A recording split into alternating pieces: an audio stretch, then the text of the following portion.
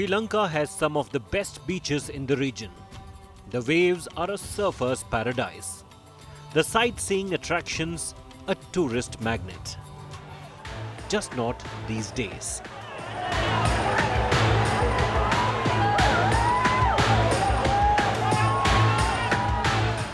Widespread protests have occurred across the nation following an economic meltdown. Spiraling prices, empty shelves in grocery stores, fuel running out at petrol pumps, extended blackouts because the government has no diesel and gas to power electricity generation.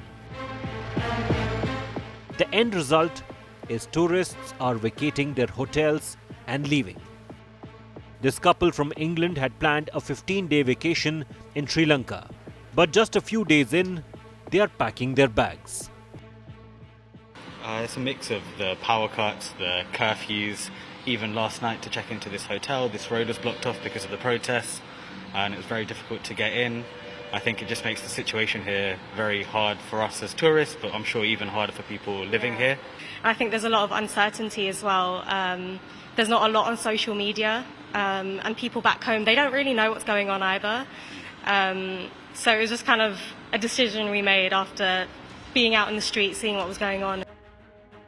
Before the pandemic and the 2019 Easter bombing in Sri Lanka, which claimed 269 lives, including those of 45 foreign nationals, tourism accounted for nearly 5% of the island's GDP. In 2018, tourists brought in more than $5.5 billion. The amount fell a little in 2019 before plunging to about $1 billion in 2020.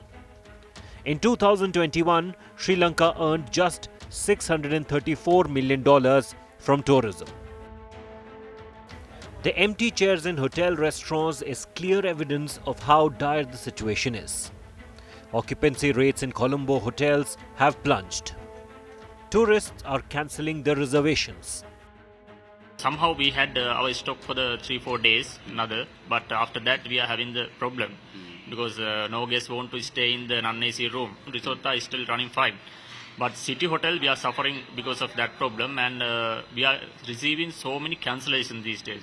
Now I see this entire restaurant mostly looks like deserted, almost barely few tourists. Exactly. Normally this in the breakfast time you can see. Now it's the breakfast time. We are full normally. In the free of hours in the April month we are full. Now you can see the no guests are inside. Sri Lanka has always been a favourite with Indian tourists because of its proximity, favourable foreign exchange rate and lower prices.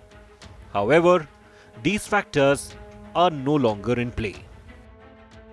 Travel agents, the tourists, they are cancelling their bookings, and of course because of the uncertainty that is growing in Sri Lanka, that is forcing the tourists because they are apprehensive about the shortage of fuel, the shortage of food items, shortage of essentials. Moreover, the protests happening all over places, there are traffic jam, chaos-like situation, and of course the emergency curfew that we are seeing all over is now putting the just reviving tourism industry, the hospitality industry, yet again in turmoil.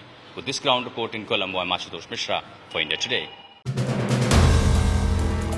If you like the video, do like, comment, share and subscribe.